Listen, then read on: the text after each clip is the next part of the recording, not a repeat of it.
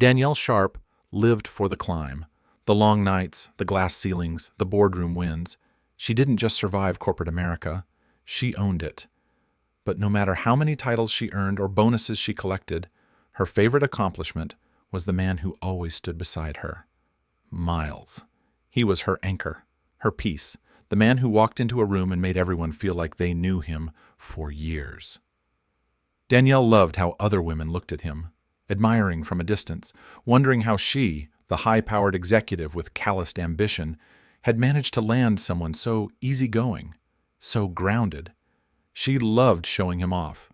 He was her secret flex, the reminder that she didn't have to choose between career and love. She had both.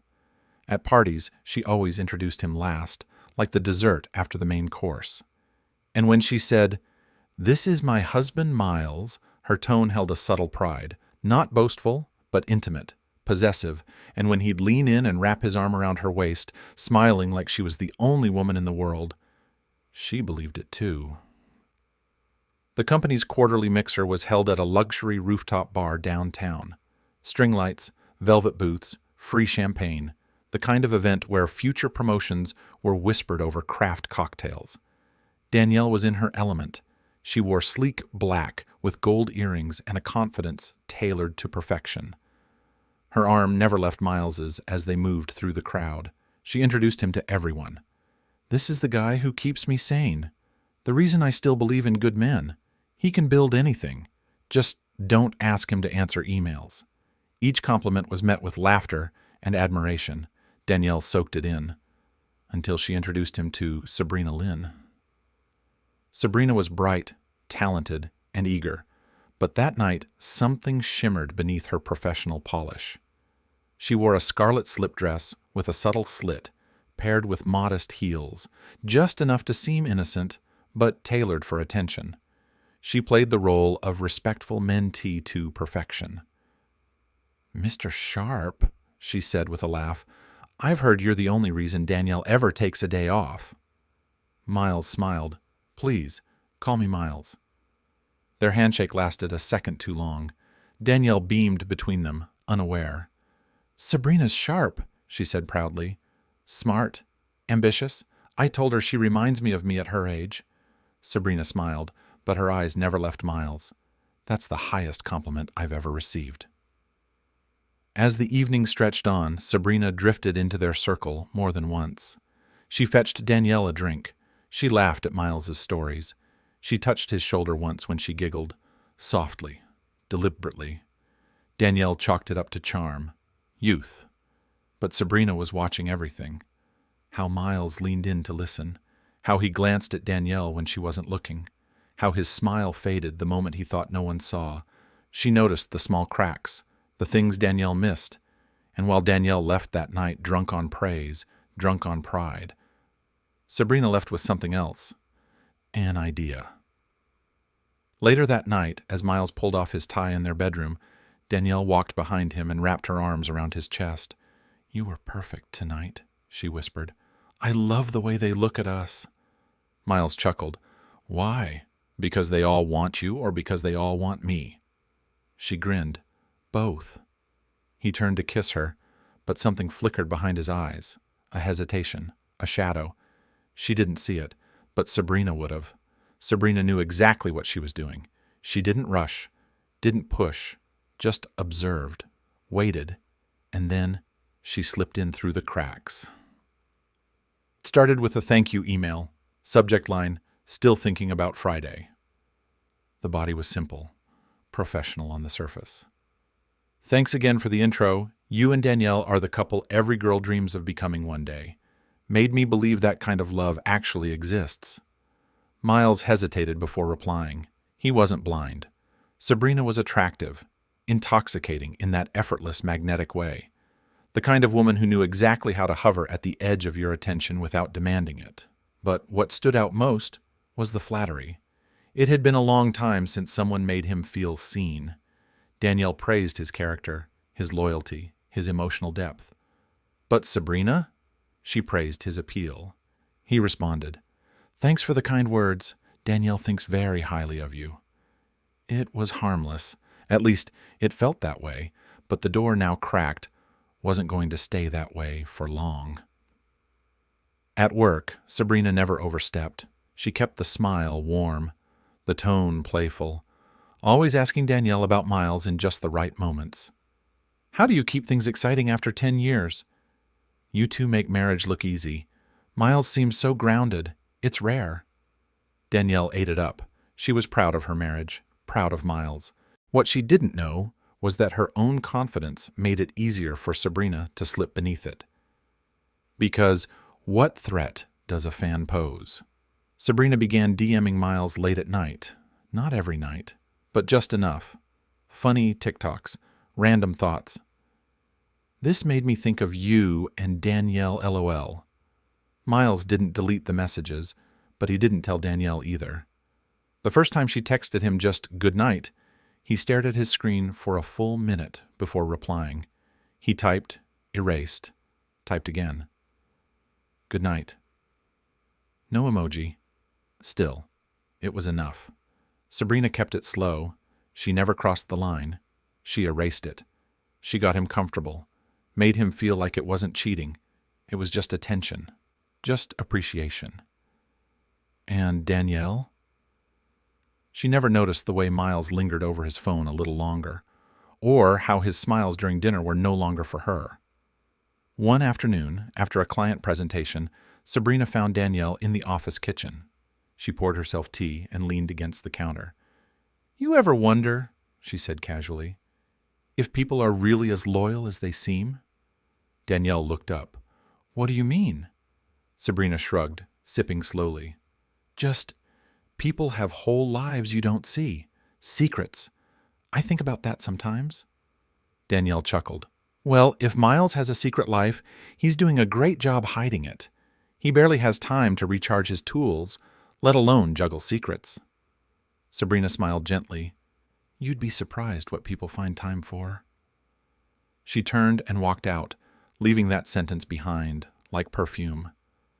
Danielle didn't know it yet, but her perfect life had already begun to bleed. Danielle couldn't name the moment it started. Maybe it was the way Miles hesitated when she reached for his phone to check the weather, or the way he suddenly locked his screen when walking out of the room. Maybe it was the softness in his eyes that used to be just for her, fading into a kind of distant politeness. Small things, nothing she could accuse, but everything she could feel. And at work, Sabrina kept playing her role flawlessly. Too sweet to suspect, too poised to be a threat. She stopped by Danielle's office with coffee, made herself useful in meetings, complimented her outfit choices, asked for mentorship advice like the eager young professional everyone assumed she was.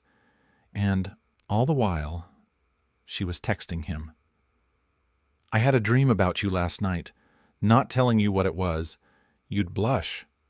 Miles responded slower these days. The guilt was creeping in. He had started to pull back. One-word answers, delayed replies. "You shouldn't say stuff like that." "Why not? I say what I feel. I don't play pretend. She was good. She didn't beg. She tempted." And when he tried to ghost her for a few days, she sent a single voice note. He played it late at night, in the bathroom with the door locked. "You think I don't feel this too? You think you can go back to routine after tasting electricity?" He didn't respond, but he didn't delete it either. One evening, Danielle stood at the stove stirring sauce while Miles came in late. Again. She glanced at him. His collar was creased, cologne different, smile distant. "You eat already?" she asked. He hesitated. "Yeah, late lunch with one of the subs. Ran long." "You could have called." He kissed her cheek too quickly. "Didn't want to bother you." And then he went upstairs. Danielle stood there, sauce simmering, hands tight on the spoon. Something twisted in her stomach. She checked his call log later that night while he slept. Nothing out of the ordinary. She checked his texts. Most were deleted. That's when she knew. Not suspected. Knew. The next morning she walked into work with her heart locked behind her blazer. Sabrina was at the coffee station, humming softly. "Morning, boss lady." Danielle nodded coolly. "Morning?" Sabrina smiled with perfect innocence. You okay? You seem a little off. Just tired. Tell Miles to treat you to something this weekend. You deserve it. Danielle froze. You talk to him often? Sabrina didn't blink. Not really, just when he comments on my stories. He's sweet. She sipped her coffee and walked away, hips swaying slightly, knowing Danielle's eyes followed her the whole time. Back at her desk, Danielle opened Sabrina's employee profile, scrolled through her emergency contact, her address, her birth date. Then she closed it. Not because she was done, but because she was just beginning. Miles wasn't stupid. He knew what he was doing. He knew every text, every emoji, every moment of silence he let stretch too long was pulling him closer to a line he had no business approaching. But knowing and stopping were two different things, and by the time Sabrina messaged him, "You left something in my mind last night. Want to see me?" he was already halfway to her apartment. He didn't plan to cheat, not at first. He just wanted to talk, clear the air, end it like adults. But when she opened the door barefoot, wearing an oversized t-shirt and nothing else, smelling like coconut and wine, logic became background noise. "I knew you'd come," she whispered, voice low, inviting. Miles hesitated in the doorway, hands in his pockets like a guilty teenager. "This isn't a good idea." Sabrina stepped closer, closing the distance. "Then don't think. Just feel." They didn't kiss right away. That's what made it worse. Sabrina poured him a glass of wine, sat beside him on the couch, touched his knee when she laughed too hard at nothing, and when the silence settled between them. She reached up and cupped his face, her thumb dragging slowly across his lip. "Do you ever feel invisible, Miles?" He nodded before he even realized it, and that was it. She kissed him like she already owned him, soft at first, then deeper, then hungry, like she'd been waiting since the moment they met. He could have stopped it, even after the kiss, even as her hand slid beneath his shirt, even as she whispered his name like it was a secret worth hiding. But he didn't, because for the first time in a long time, he didn't feel like Danielle's accessory. He felt wanted. They made love on her living room floor, tangled in blankets and broken promises. It wasn't rough. It wasn't passionate. It was needy, desperate, quiet. And when it was over, Miles sat on the edge of the couch, shirtless, eyes heavy with something darker than regret. Sabrina leaned into his back, arms wrapped around his waist, chin on his shoulder. "You don't have to go home," she whispered. He didn't respond. He just stood up, grabbed his keys, and left. The drive home was silent, but his guilt screamed the whole way. Danielle was asleep when he got in. He stood in the doorway of their bedroom for a long time, watching her breathe. She looked peaceful, untouched by the fire he'd just walked through, and for the first time in his life, he felt like a stranger in his own home. The next morning, Danielle woke up before Miles. She lay still for a moment, staring at the ceiling, thinking about the text she'd seen the night before, just a flash on his lock screen when he set his phone down at dinner. No name, just a heart emoji and the words, "Still thinking about last night." That sentence kept replaying in her mind like an echo in a cave. She didn't say anything. Not yet. But the silence between them had changed.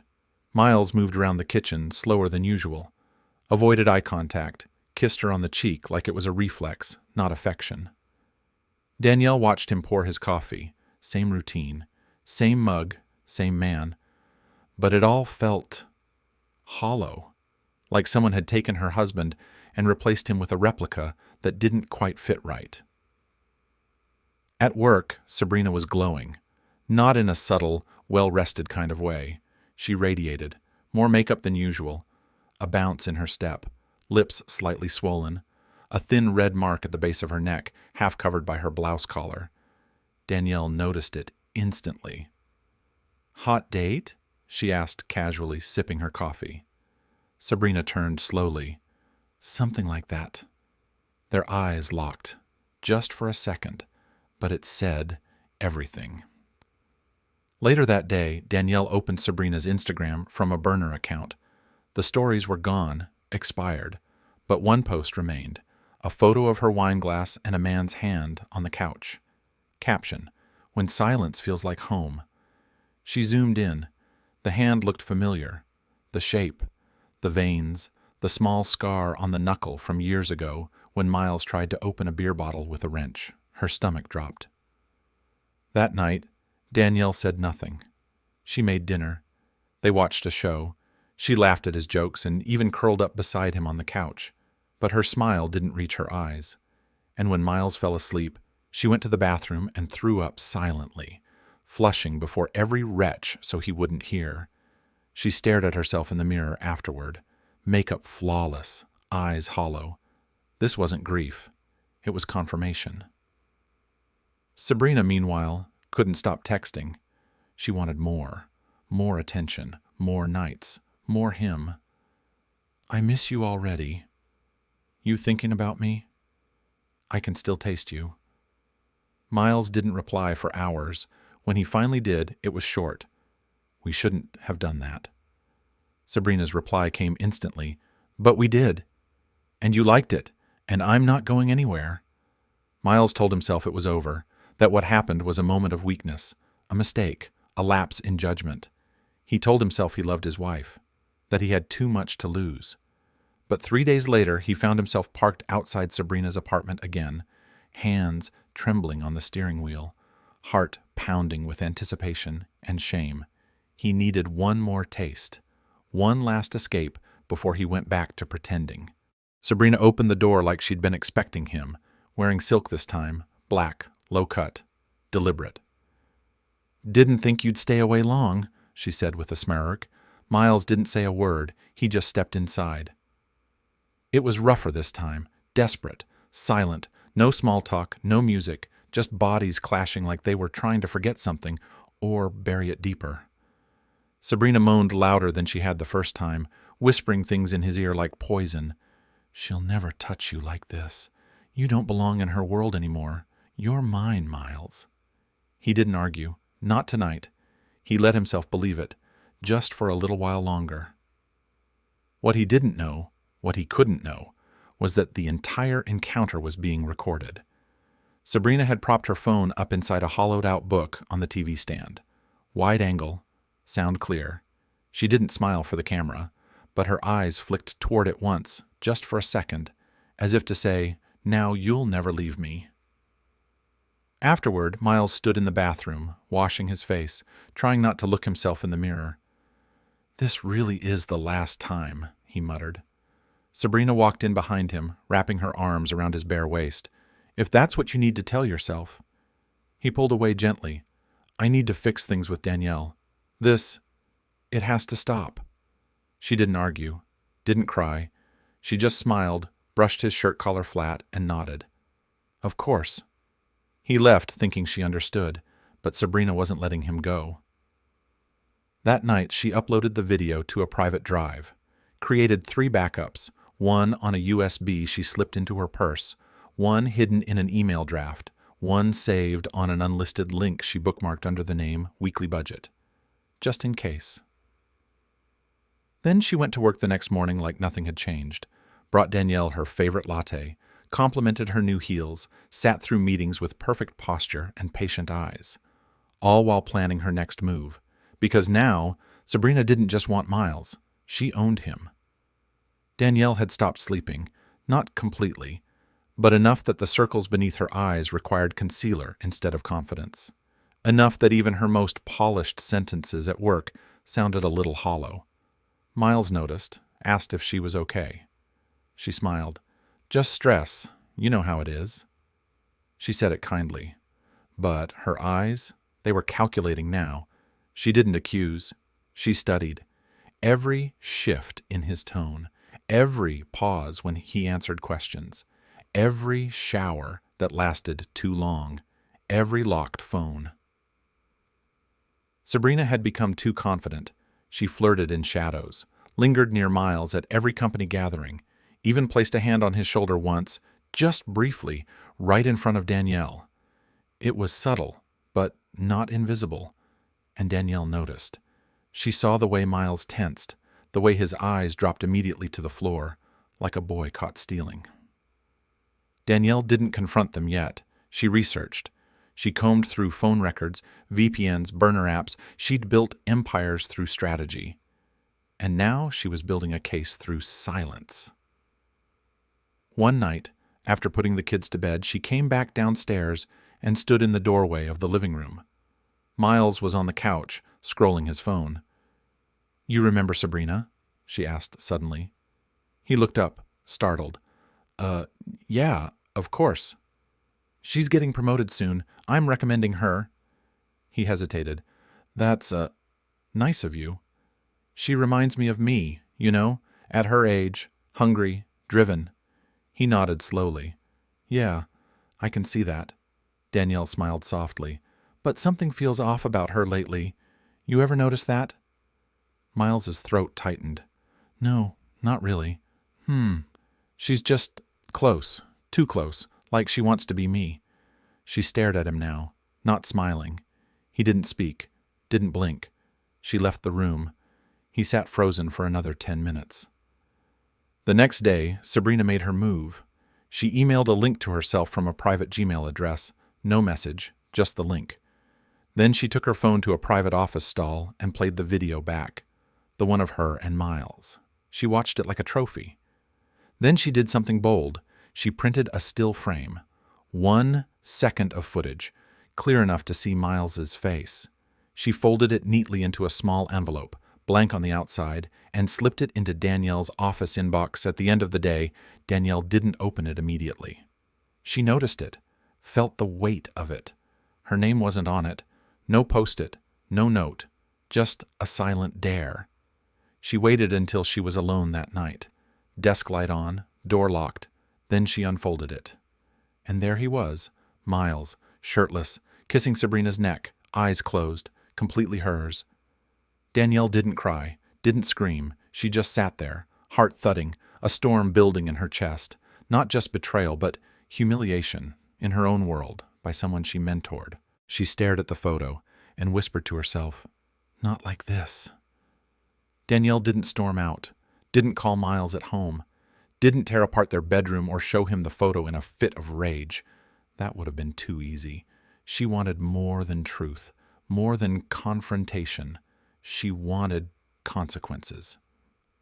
The next morning, she dressed with surgical precision, tailored charcoal gray suit, pearl earrings, matte lipstick, not a strand out of place. She walked into the office like a queen surveying her crumbling castle. Except this queen had fire in her eyes and a plan forming with every step. She greeted her team, answered emails, took meetings. But every spare moment, she was digging. Sabrina's HR file, her performance reviews, Slack message history, IP logs, even security badge activity. Danielle knew the system. She built it. That night, Danielle logged into Miles's laptop while he showered. She didn't need to guess his password. It was their anniversary date. She found the folder titled Invoices and opened it. Empty. She searched his email history, his cloud storage, downloaded everything questionable. She wouldn't confront him until she could dismantle him, piece by piece. Meanwhile, Sabrina was spinning into something else. Her texts to Miles turned colder. "You said you wanted out of that marriage. So what now? Was I just a distraction? A fantasy?" He didn't respond, not fast enough. So she sent another voice memo. "I gave you something real. You said things. I have them recorded, Miles. Don't forget that." And then she did the unthinkable. She showed up at the cafe near his office, casually, accidentally, waved like it was fate, sat down across from him without asking. "You look tired," she said. "Is it the guilt or the silence?" "You need to stop," he muttered. "This isn't a game anymore." "No, it's not," she whispered. "It's a war, and you already chose a side." Back at the office, Danielle was ready. She waited until 7 p.m., long after most of the building had emptied. Then she called Sabrina into her office. Sabrina stepped in, feigning innocence, but she wasn't prepared for the way Danielle looked at her. Not with anger, but with clarity, like she was already reading the ending of a book Sabrina hadn't finished writing. "Close the door," Danielle said calmly. Sabrina obeyed. "You've had a productive quarter," Danielle began, "but I've been reviewing some things. Discrepancies." "Discrepancies?" Sabrina blinked. "What do you mean?" Danielle slid a file across the desk. Screenshots, timestamps, security footage. "Do you think I'm stupid, Sabrina?" The girl's mask cracked. Just a twitch, but it was there. "I think you're hurt," she said. "But that's not my fault. You think you can sleep with my husband and walk into my office like this is normal?" "I think he came to me," Sabrina said, her tone shifting. "And I think maybe you should be asking why." Danielle leaned forward, voice soft but razor sharp. "I built this place. You wouldn't even exist here if I hadn't dragged your name into every room worth entering. And this is how you repay me?" Sabrina stood up, trembling now. Not with fear, but fury. "You think you're untouchable. You think you get to own him forever just because you got there first." Danielle rose too, controlled, still composed. "You can have him, Sabrina." The girl paused, confused. Danielle smiled faintly. "You'll find out what he's really like when he's not cheating." Sabrina left the room in silence, but her thoughts were screaming. That night, she posted a cryptic story, just text on a black screen. "You don't get to humiliate me and survive." Sabrina wasn't unraveling anymore. She had unraveled, and what was left was obsession, sharpened into resolve. Danielle had humiliated her, cut her down with poise and elegance, dismissed her as if she were just another misstep, something to be deleted. And Miles? Miles had gone quiet. Not a word, not a message, as if she never existed. No, she wouldn't be erased. If Danielle wanted war, she would get it. That night, Sabrina dressed in all black, leggings, hoodie, gloves, hair pulled back, no perfume, no trace. She parked 3 streets down and walked to the house, sticking to shadows like instinct. The neighborhood was asleep, warm porch lights glowing unaware of what was coming. She knew Miles was gone. He'd posted a photo earlier that day, steel beams, muddy boots, and a beer in hand. Out of town. Perfect. Danielle was alone. The flower pot still had the spare key. Sabrina smiled at the familiarity of it. How Danielle had once trusted her enough to mention it over lunch. She slipped inside, quiet as breath. Kitchen. Then the hallway. Then the stairs. She moved like a ghost, but Danielle had been waiting. At the top of the stairs, a voice cut through the dark like a knife. "Put it down!" Sabrina froze. Danielle was standing at the end of the hallway in a silk robe, gun aimed steady with both hands. Calm. Sharp-eyed. "I knew you'd come," she said, voice low. "You took everything from me," Sabrina hissed. "You think you're untouchable. You think you're better than me." "No," Danielle said. "I know exactly what I am, and I know exactly what you're not." Sabrina stepped forward, pulling the small handgun from her coat pocket. Danielle didn't flinch. "Don't do this," she said. "You're not a killer, Sabrina." "Aren't I?" Sabrina whispered. The sound that followed shattered the silence. One shot. It hit Danielle just under the collarbone. She staggered backward, eyes wide, mouth slightly open, more stunned than afraid. She tried to raise her weapon again, but Sabrina was already moving. Second shot. Danielle collapsed to the floor, breathing shallow, blood soaking into the carpet. Sabrina stood over her, chest heaving, gun trembling in her hand. Danielle looked up at her with something unexpected in her eyes. Not fear, not hate, just pity. "He was never yours," she rasped. "He was never yours either," Sabrina whispered back. And then she turned, slipped out of the house, and vanished into the night. Danielle lay in the hallway, gasping, her world fading in and out like a faulty light bulb. But somewhere, deep in her failing body, she smiled, because she had already set everything in motion. The sirens came fast. A neighbor had heard the gunshots, 2 sharp cracks in the silence of the night, and called 911. Danielle was still alive when the paramedics arrived. Barely. She'd lost a lot of blood. Her breathing was shallow, her skin pale, her robes soaked crimson. They rushed her out on a stretcher as officers combed the house. No sign of forced entry, no broken windows, no smashed locks. Just a flower pot, knocked slightly out of place on the back porch. And inside, the shell casings, the blood, and the small pistol Danielle had tried to lift before the second shot hit. Miles got the call at 3:37 a.m. He was asleep in a motel near a construction site, his phone buzzing like a wasp in the dark. When he answered and heard the words gunshot wound and your wife and critical condition, his stomach dropped straight into the earth. He didn't ask questions. He just drove. By the time he reached the hospital, Danielle was in surgery. Doctors wouldn't give him details, just told him to wait. So he did, sitting in cold chairs, hands clenched, legs bouncing, heart cracking with every unanswered question. How? Why?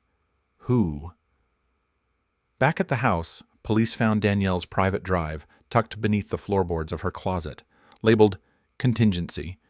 Inside were copies of her confrontation with Sabrina, printed screenshots of texts between Sabrina and Miles, voice memos, a backup of the camera footage she'd installed herself after growing suspicious, and a still frame of Sabrina holding the gun, clearly visible in the hallway camera above the stairs. She had known something like this was possible, and she had prepared. Detectives arrived at Sabrina's apartment just after 9 a.m., but she was gone.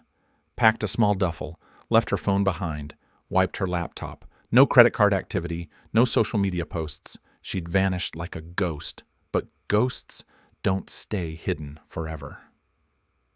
Miles sat beside Danielle's hospital bed, head in his hands. She was alive. The surgery had saved her, barely. Tubes and wires ran across her body like silent confessions. Machines beeped steadily. Her chest rose and fell, shallow but steady. He whispered to her, "I'm sorry. I was weak. You didn't deserve this." She didn't respond, but tears slid down her cheeks. Even unconscious, she heard him. The story hit the news within 48 hours. Local executive survives attempted murder in domestic love triangle. Police seek young coworker in connection to shooting. Sabrina's face was everywhere.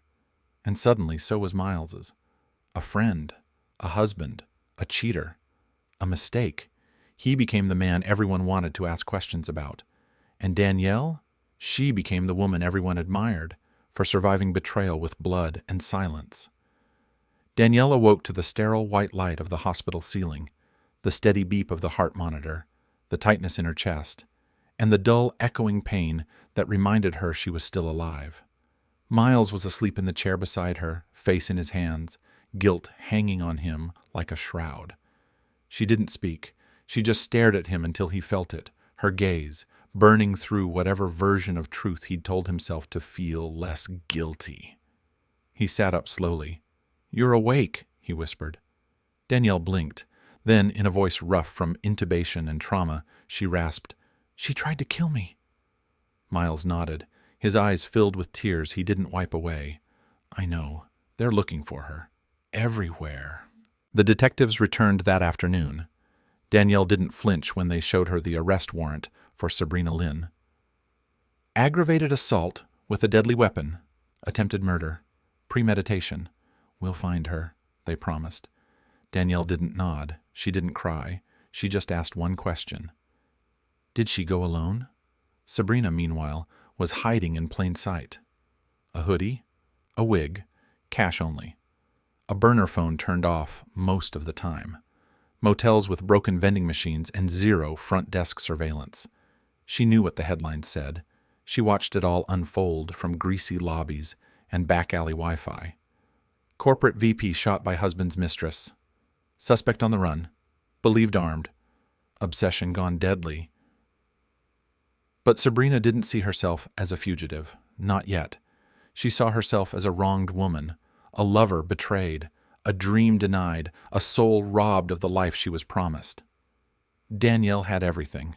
The husband, the house, the career, the power. And still she hadn't fought for Miles. Sabrina had, with her heart, with her body, with her life, and still she'd lost.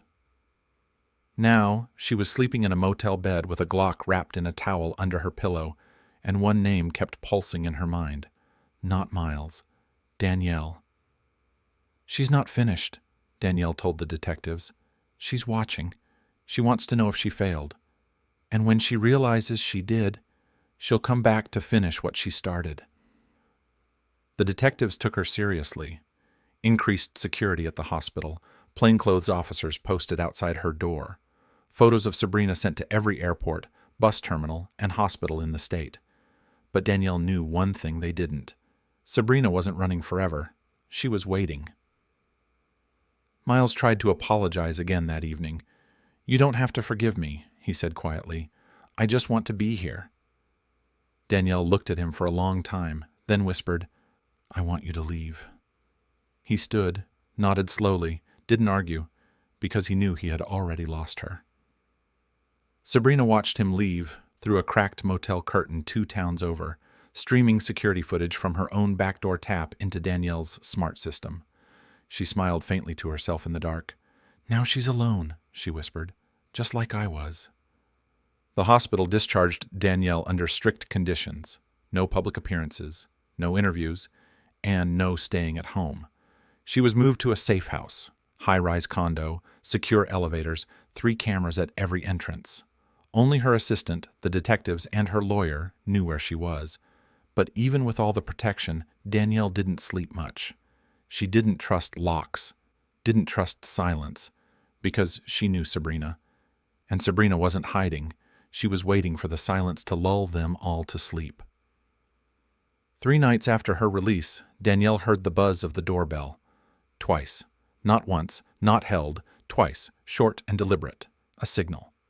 She froze, reached for the drawer beside the couch. Inside was the small pistol her father had given her after her college graduation, long before she ever knew she'd need it. She stood quietly, looked at the camera feed on her phone. No one was there. She waited. 10 seconds. 20. She began to breathe again. Then, a sudden smash of glass echoed from the kitchen.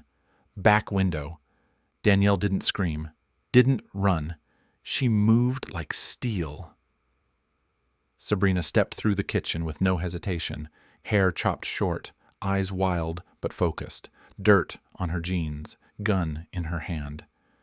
"You didn't die," she said flatly. Danielle stood at the center of the living room, calm, gun in hand. "No, I didn't." "You should have." Sabrina's voice trembled. "Why? So you could take my place." "I didn't want your place," Sabrina snapped. "I wanted what you wasted, what you forgot how to cherish." "You mean Miles?" Danielle's lip curled. "You can have him. He was yours the moment you threw away your dignity." Sabrina's jaw clenched. "I gave everything to him. Everything. And he left me." "No," Danielle said, voice sharp. "He used you, and you let him, just like 100 others before you." Sabrina's hand shook. "Stop talking." "You want to shoot me again?" Danielle raised her gun slightly. "Go ahead. Try it twice. See if you can survive it this time." The standoff was electric. 2 women, 2 guns, one truth between them, pulsing like lightning. They both knew what the other was capable of, but only one of them had already lost everything, and only one of them had nothing left to lose. Suddenly, a crash. The front door burst open. SWAT team. Sabrina spun. Too late.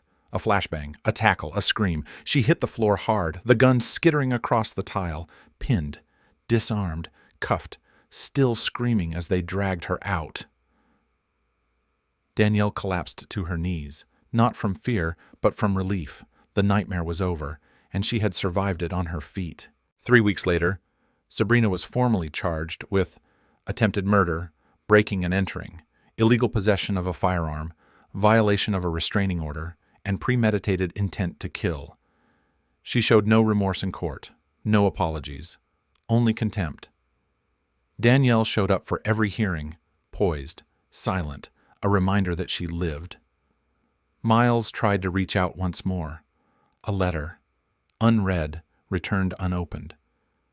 Danielle didn't just rebuild her life, she reinvented it. A new home, a new role at the firm, a memoir offer she declined because she wasn't interested in fame.